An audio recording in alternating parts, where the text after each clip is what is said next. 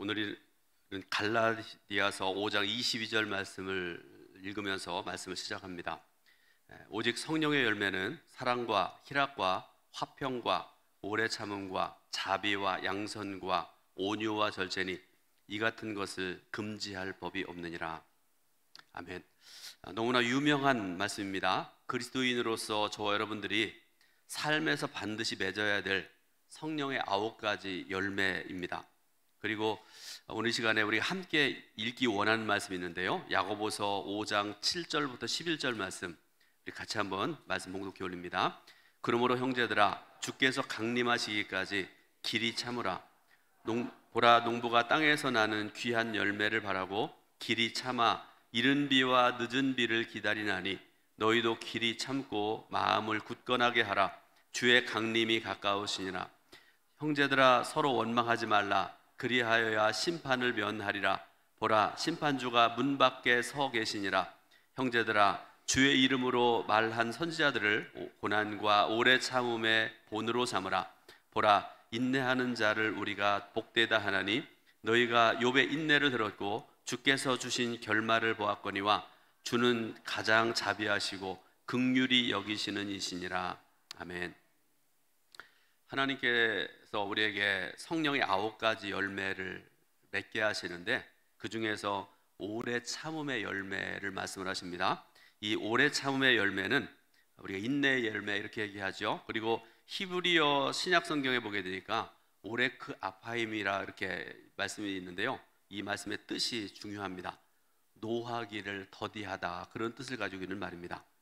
그러므로 여러분, 오래 참음은 외부의 자극에 대해서 마음의 평화를 유지하는 것을 의미합니다. 내 마음의 중심에 평함이 있으면 누가 뭐라고 해도 평안할 수 있는 것입니다. 또 누군가가 자신을 부당하게 괴롭히거나 비난하거나 멸시할 때에 분노하지 아니하고 자신의 마음을 평안하게 하는 것, 이게 바로 오래 참음의 모습입니다. 그리고 오래 참음의 반대는 분노, 화라고 말씀드릴 수 있습니다.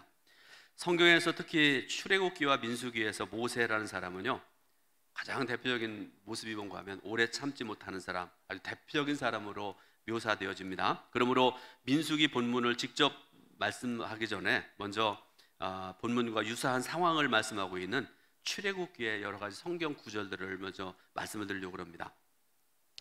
모세가 분노하는 장면은 애굽의 바로 앞에서 처음 나타납니다.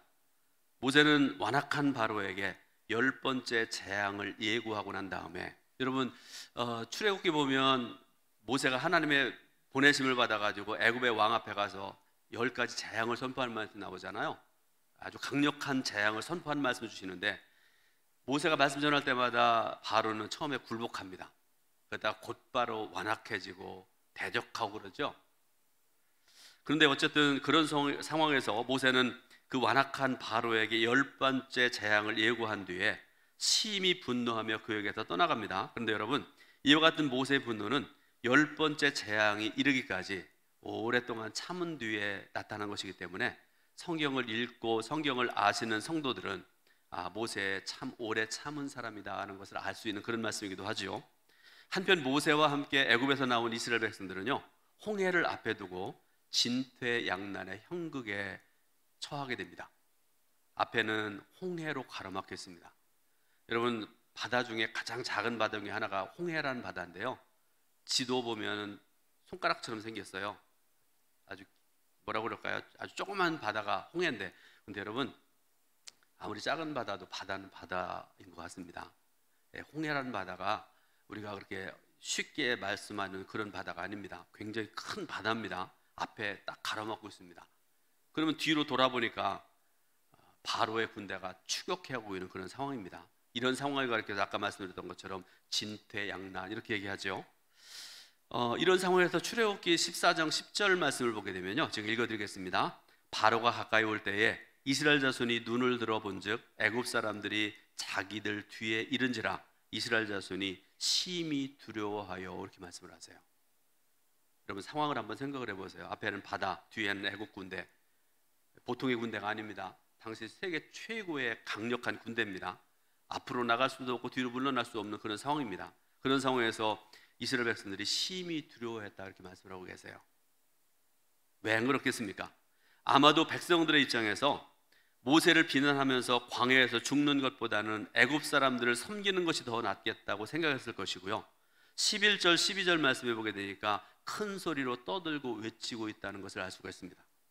근데 여러분, 광야에서 죽게 하려고 애굽에서 우리를 이끌어냈다라는 이 주제는요, 성경에 수도 없이 많이 나옵니다. 특히 여러분 모세 오경을 보게 되면, 출애굽 여정을 보게 되면 이스라엘 백성들이 어려울 때마다 불평하고 원망했던 말이 바로 이 말입니다. 광야에서 죽게 하려고 우리를 애굽에서 이끌어냈다. 그러면서 모세를 향해서 원망하는 말이 수도 없이 나왔다, 그런 말씀입니다.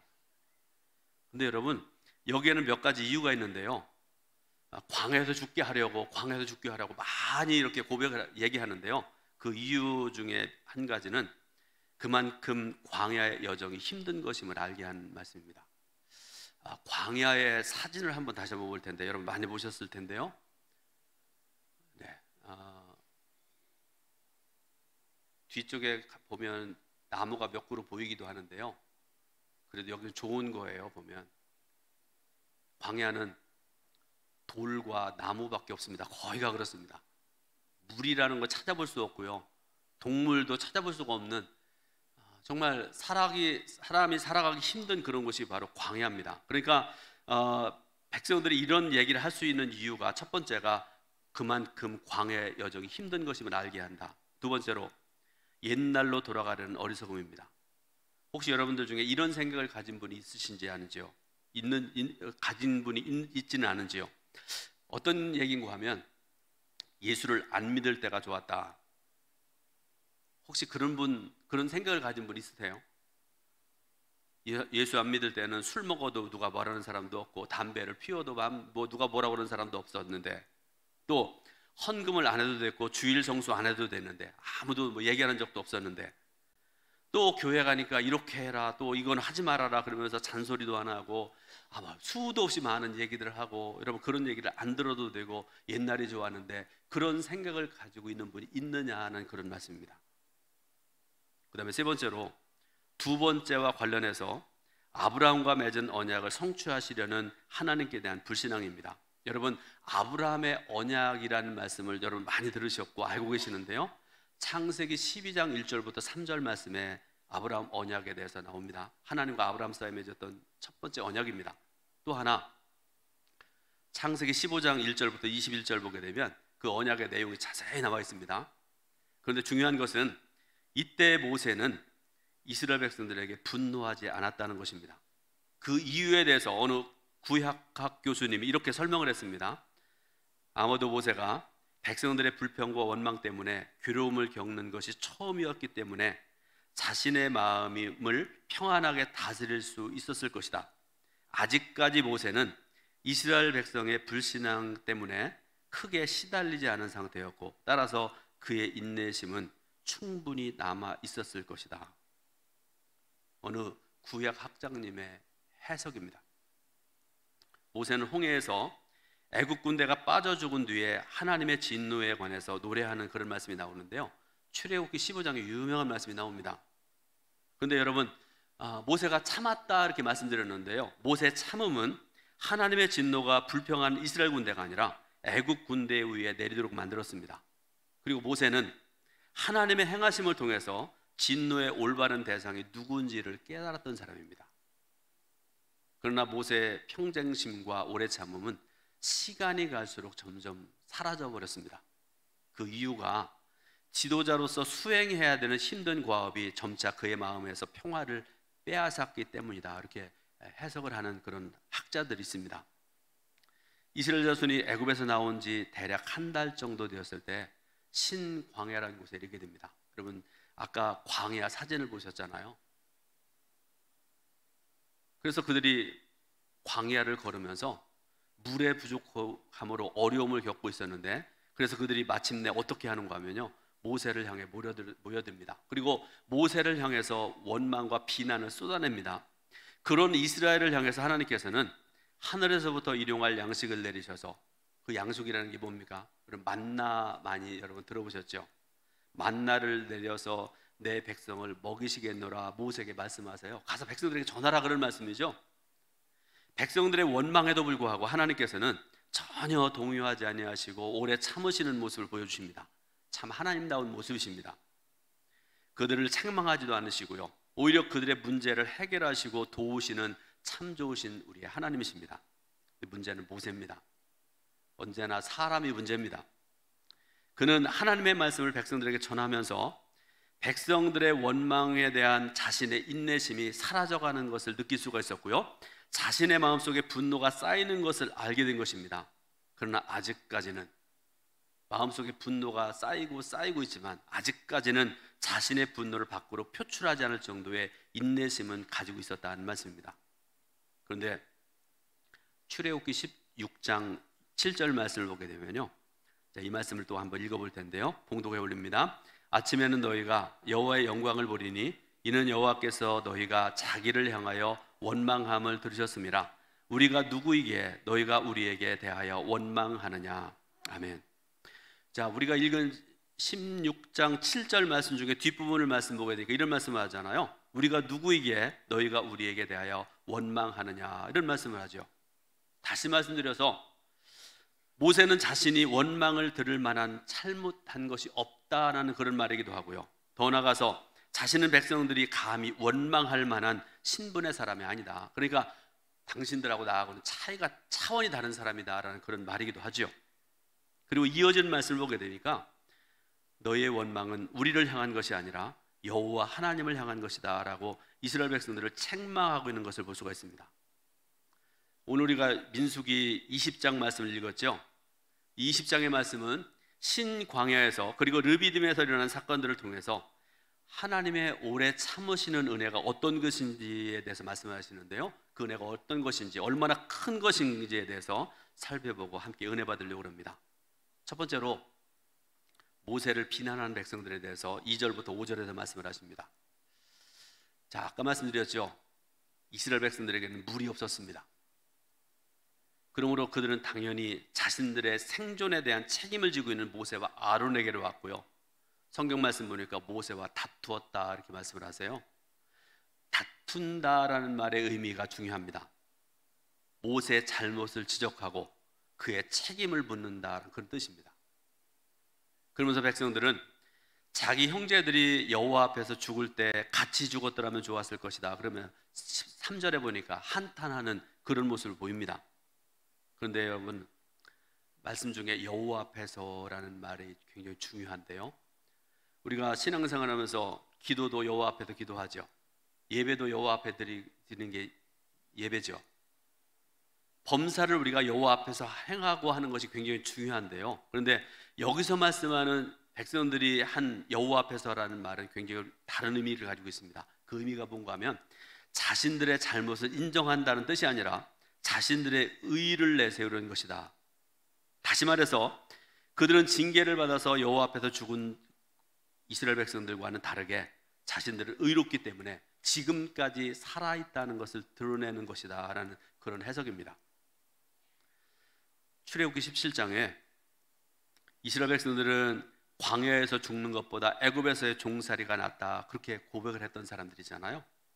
그런데 본문에서 보게 되니까 뭐라고 또 얘기하는가 하면 목말라 죽기보다는 이미 지나온 광야에서 죽었더라면 차라리 그것이 더 나을 것이라고 말하고 있습니다. 상황에 따라 말이 달라져요.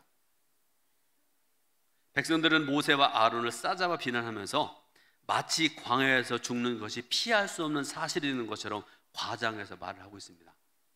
우리 여기서 다 죽습니다, 우리는 살아날 수 없습니다 하는 그런 고백이기도 하죠. 또한 그들이 어리석은 모습을 말씀을 통해서 볼 수 있게 되는데요, 스스로를 가리켜 뭐라고 얘기하는가 하면 여호와의 회중이다, 이렇게 그들이 얘기를 합니다. 여러분, 여호와의 회중이라는 말 굉장히 중요한 말인데요, 이렇게 함으로써 자기들의 의로움을 다시 한번 부각시키고 모세에게 문제를 해결하라는 강한 압박을 주고 있는 그런 말이 바로 여호와의 회중이라는 그런 말씀 속에 들어있는 그런 내용입니다. 그들이 또 하는 얘기가 뭔가 하면 우리는 애굽에서 잘 살고 있었지 않았느냐. 근데 여러분, 이스라엘 백성들이 애굽에서 잘 살았어요? 잘 안 살았잖아요. 너무 힘들으니까 하나님께 부르짖어 기도했지 않습니까? 근데 지금 상황이 조금 달라지니까 애굽에서 잘 살고 있던 우리들을 이끌어냈으니까 당신이 책임지시오. 그렇게 모세를 향해서 따지는 그런 말이죠. 그런데 그들이 원했던 것이 무엇인가 말씀을 하고 계시잖아요. 파종할 장소와 무화과와 포도와 석류와 마실 물. 그들이 원했던 것이 바로 이거였습니다. 그런데 이런 조건이 갖추어지지 않은 광야를 가리켜서 그들이 뭐라고 얘기하는가 하면 나쁜 곳이다 이렇게 얘기를 해요. 그 나쁜 장소로 인도한 모세가 나쁜 사람이라는 것을 말하는 그런 이 백성들의 어리석은 말이고 행동입니다. 두 번째로 하나님의 뜻을 구하는 모세의 모습을 우리가 6절부터 8절 말씀에도 보게 되는데요. 자, 오늘 읽은 말씀 본문 중에 민수기 20장 6절부터 8절 말씀을 우리 같이 봉독해 올립니다. 모세와 아론이 회중 앞을 떠나 회막문에 이르러 엎드림에 여호와의 영광이 그들에게 나타나며 여호와께서 모세에게 말씀하여 이르시되 지팡이를 가지고 내 형 아론과 함께 회중을 모으고 그들이 목전에서 너희는 백성에게 명령하여 물을 내라 하라. 네가 그 반석이 물을 내게 하여 그 회중과 그들의 짐승에게 마시게 할지니라. 아멘. 모세는 백성들의 강력한 비단에 대해서 어떻게 하는가 하는 게 중요합니다. 제가 목회하는 목사인데 장로님과 권사님과 집사님들이 심지어 중일학교 어린이들까지 찾아와가지고 목사님 어떻게 그렇게 해요? 설교가 그렇게 시원찮아요. 목회가 그 모양이에요. 막 저한테 막 공격한다고 생각을 해보세요. 제가 가만히 있겠어요? 제가 아무리 선한 사람이라 할지라도 너 주일학교가 잘못 배웠구나, 권사님 신앙생활 잘못했네요, 그럴 거 아닙니까? 근데 여러분, 모세가 어떻게 하는가 보세요. 오늘 읽은 말씀 중에 앞부분에 보게 되니까 그들에게 대응하지 아니하고요, 회막문 앞에 엎드려서 하나님의 뜻을 구합니다. 무슨 말씀인가 하면 기도했다라는 그런 말씀입니다. 사랑하는 여러분, 범사에 기도받아 앞서는 그런 성도 되지 말길 바랍니다. 기도하고 응답받고 행동하고 살아가도 조금 더 늦지 않습니다. 모세가 그렇게 할 때 여호와의 영광이 모세와 아론에게 나타나셨고요, 불평하고 비난하는 회중을 잠잠하게 만드셨습니다. 그런 후에 하나님께서는 백성들의 요구를 들어주라고 모세에게 명령하시면서 세 가지를 지시하세요. 그 세 가지 중에 첫 번째는 지팡이를 들어라 이렇게 말씀을 하세요. 지팡이는 하나님께서 모세 오른손에 들려주신 것입니다. 하나님의 능력을 나타나게 하는데 쓰임받는 지팡이입니다. 모세는 자신의 권능으로 그 일을 행하는 것이 아니라 하나님의 대리인일 뿐이고 하나님께서 직접 이적을 행하신다는 것을 보여주게 하신 것이 바로 지팡이를 들라 하는 그런 말씀입니다. 두 번째로 회중이 보는 곳에서 행하라 이렇게 말씀을 하세요. 가만히 하나님과 모세 사이에 단둘이 보는 곳에서 하라 그렇게 말씀하지 아니하시고요, 회중들이 보는 곳에서 내가 너에게 말하는 것을 이적을 행하라 그렇게 말씀하세요. 그 이유가 무언가가 중요하잖아요. 하나님이 행하시는 이적을 백성들로 하여금 보게 해서 백성들로 하여금 증인이 되게 하시고, 그렇게 함으로써 백성들이 더욱더 하나님을 경외하도록 하기 위해서 하나님께 이런 명령을 하십니다. 세 번째로 반석에게 명령하라 이렇게 말씀을 하세요. 여기서 명령하라고 번역되어진 히브리어의 의미는요, 여러분 잘 들으시기 바랍니다. 명령하라 이렇게 말씀하셨는데 우리는 명령하라면 큰 소리로 막 소리치는 걸 생각하는데요, 그게 아닙니다. 이 말씀의 의미는 단순히 말하라 그런 뜻입니다. 쉽게 말씀드려서 큰 소리로 말하지 말고 이 모양 저 모양 이 말 저 말 하지 말고 내가 너에게 전하라고 한 그 말씀만 전해라 그런 말씀입니다. 여러분, 특히 저같이 하나님 말씀을 대언하는 목사들이나 또 속장님들 잘 들으시기 바랍니다. 하나님의 말씀에 이것저것 가감하지 말길 바랍니다. 내 생각해 보니까 하나님 말씀 이렇게 하는 게 좋을 텐데, 하나님 말씀 보니까 이렇게 전하는 게 좋을 텐데, 그러지 마시기 바라요. 여러분, 하나님 말씀에 능력이 있는 겁니다. 내 말에 내 능력이 있는 게 아닙니다. 믿으시길 바랍니다. 세 번째로 참지 못한 모세와 인내하신 하나님입니다. 9절부터 13절 말씀인데, 모세가 하나님의 명령에 따라 여호와 앞에서 지팡이를 취합니다. 9절에 보니까 모세가 그 명령대로 여호와 앞에서 그 지팡이를 잡으니라 이렇게 말씀을 하세요. 자, 여러분 여호와 앞에서라는 표현은 그 지팡이가 성소에 보관되어 있었다는 것을 가리키는 그런 말씀입니다. 그런데 여호와의 명령대로 회중을 반석 앞에 모은 모세가 갑자기 여호와의 명령과 다른 행동을 해요. 오늘 말씀에 굉장히 중요한 부분인데요. 10절, 11절 말씀, 오늘 본문 10절, 11절 말씀을 우리 같이 봉독해 올립니다. 모세와 아론이 회중을 그 반석 앞에 모으고 모세가 그들에게 이르되 반역한 너희여 들으라.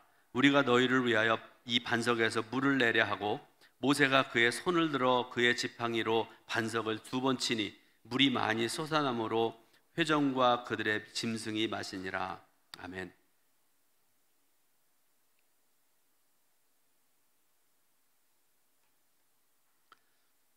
먼저 모세는 백성들을 향해서 반역한 자들 이렇게 얘기를 합니다. 그리고 그들을 비난합니다. 하나님께서는 백성들을 책망하지 않으셨는데 모세는 하나님이 그러셨던 것처럼 오래 참지 못한 것입니다. 모세는 하나님의 대리인이기 때문에 그의 말이나 행동은 하나님의 말씀과 행하심으로 받아들여졌습니다. 백성들은 그렇게 봤다는 말씀이죠. 그렇게 들었다는 말씀입니다. 그러므로 모세가 오래 참지 못하고 자신의 분노와 미움을 드러낸 것은 그런 행동들이 하나님의 것으로 보이게 하는 큰 잘못이었다는 그런 말씀입니다. 무슨 말씀인지 이해가 되시죠? 두 번째로 모세는 의문문을 사용을 해서 우리가 너희를 위하여 이 반석에서 물을 내려 이렇게 얘기를 해요. 예를 들어 보겠습니다. 여러분 사랑하는 손주나 사랑하는 아들, 딸들이 아주 예쁜 애가 뭐 달라고 막 칭얼대요. 그러면 아기가 초콜릿을 좋아한다고 생각을 해보세요. 그러면 이게 초콜릿이라고 생각을 해보세요. 애가 막 달라고 막 떼쓰고 울고 그러는데 애가 좋아하는 초콜릿 손에 들고서 이렇게 애한테 보여주면 애가 어떻게 할까요? 울음이 그쳐요. 그죠? 그리고 막 걷지 못하는 귀여우고 그렇습니다. 그거 생각하시면 좋을 것 같아요. 모세가 했던 말이 우리가 너희를 위하여 이 반석에서 물을 내려 하는 이 말씀이 바로 마치 어린아이 앞에서 어른이 초콜릿을 들고 흔들면서 이 초콜릿을 줄까? 그러면서 애한테 말하는 것과 똑같은 그런 말이라 그런 말씀입니다. 그런데요, 모세가 이런 말을 했으면 안 됩니다. 당시 모세가 했어야 될 말과 행동은요, 하나님께서 이 반석에서 물을 내신다 그러면서 백성들 앞에 그렇게 말만 전하면 되는 거예요. 그런데 모세의 말을 보세요. 다시 말씀드립니다. 우리가 너희를 위하여 이 반석에서 물을 내랴? 우리라가라는 말을 쓰죠. 마치 하나님과 자신을 동등한 자격을 가진 자로 생각했다는 그런 말이기도 하고요. 그런 자기가 백성들에게 물을 줄 수도 있고 안 줄 수도 있다는 것을 그가 드러냈다는 그런 말씀이기도 합니다. 성도 여러분, 하나님 앞에서 그리고 사람들 앞에서 늘 자신을 낮추시길 바라고요. 겸손하시기를 주님의 이름으로 부탁을 드립니다. 자, 모세가 그런 말을 하고 난 다음에 또 11절 말씀 보게 되니까 모세가 지팡이로 반석을 2번 쳤고 그러자 물이 많이 솟아서 회중과 짐승이 마실 수 있었다 이렇게 말씀을 하세요. 모세가 지팡이로 반석을 2번 쳤다 이렇게 말씀하시는데 여러분 이 행동의 의미가 뭔지를 또 우리가 알아야 되는데 하나님의 말씀이 갖는 절대적인 권능에 대한 믿음이 부족했기 때문에 그렇습니다. 다시 말씀드립니다. 여러분 하나님의 말씀에 능력이 있습니다. 뭐 우리가 용모가 잘나고 뭐 학벌이 어떻고 여러분 그거 가지고 되는 거 아니에요. 아무것도 아니라 할지라도 우리가 하나님 말씀만 의지하고 하나님 말씀만 전하면 말씀의 능력이 있기 때문에 하나님께서 모든 것을 행할 줄 믿으시기 바랍니다. 그런데 모세는 그러지 못했다 그런 말씀입니다. 오늘 우리들 중에 이런 모습이 있는가, 우리들 중에는 이런 모습이 없는가 한번 생각해 보시기 바라요. 특히 하나님의 일을 하는 사람들, 혹시 여러분들 중에 우리 동천 감리교회 나 없으면 안 된다 생각하는 그런 분이 있으십니까? 또 예를 들어서 목회자들 중에도 저같이 이렇게 뭐 평범한 그런 목사들 아니라 뭐 수만 명, 수십만 명 모이는 교회 목회하는 목사님들 중에 이런 생각들을 가지고 있는 분들이 있는지 모르겠습니다. 특히 하나님의 일을 앞서서 하고 많이 감당하고 많은 일들을 행한다고 생각하는 분들, 하나님께서 하시는데 내가 하는 것처럼 하나님의 영광을 가로채는 자들이 너무나 많은 이 시대입니다. 한 걸음 더 나가서 모세는 내면에서 솟구치는 분노가 그로 하여금 격한 행동을 하게 만들었습니다. 하나님께서는 그 모든 걸 아시기 때문에 이 점을 경계하셔서 모세에게 뭐라고 말씀하시는가 하면 반석에게 말하라 이렇게 말씀하셨어요. 그런데 결과가 어떻게 됐습니까? 모세가 잘못했음에도 불구하고 하나님께서는 반석에서 물이 나오게 하셨고요, 물이 없어서 고통을 당하는 백성들을 마시게 하시는 놀라운 은혜를 베푸시는 하나님의 모습을 우리가 보게 됩니다. 하나님께서는 처음부터 백성들의 불평과 원망을 아셨고 그럼에도 오래 참고 계셨습니다. 모세가 하나님의 대리인이라는 말은 모세를 원망하는 것은 곧 하나님을 원망하는 것 같다는 뜻입니다. 백성들은 그것을 자각하지 못했을지라도 그들이 모세를 비난했을 때 하나님께서는 비난받으셨습니다. 그러나 그런 중에도 하나님께서는 오래 참으셨고 그들을 책망하지도 않으셨고 징계하지도 않으셨습니다. 그리고 결론적으로 13절의 마지막 말씀을 보게 되니까요, 여러분 한번 따라 해보시기 바랍니다. 여호와께서 그들 중에서 그 거룩함을 나타내셨더라. 아멘. 사랑하는 성도 여러분, 어떤 상황에서도 분노와 화를 참으시길 바랍니다. 어떤 상황에서도 하나님의 거룩함을 드러내는 성도 되시기 바랍니다. 그래서 하나님의 영광만 아름답게 드러낼 수 있는 저와 여러분 되시기를 예수님의 이름으로 축원드립니다. 기도하겠습니다. 하나님 은혜와 사랑 감사드립니다. 예배드리게 하신 하나님, 또 말씀을 전하고 들을게 하신 하나님 감사드립니다. 오늘 주신 귀한 말씀을 통해서 하나님의 아름다운 성품을 저희들 듣게 하셨사오니 깨닫게 하시고 닮아갈 수 있도록 인도하시기 원하고, 그래서 이 시대에 하나님의 성품으로 세상을 변화시킬 수 있는 하나님의 진정한 사람들, 축복의 사람들 되게 인도하여 주옵소서. 예수 그리스도의 이름으로 기도드립니다. 아멘.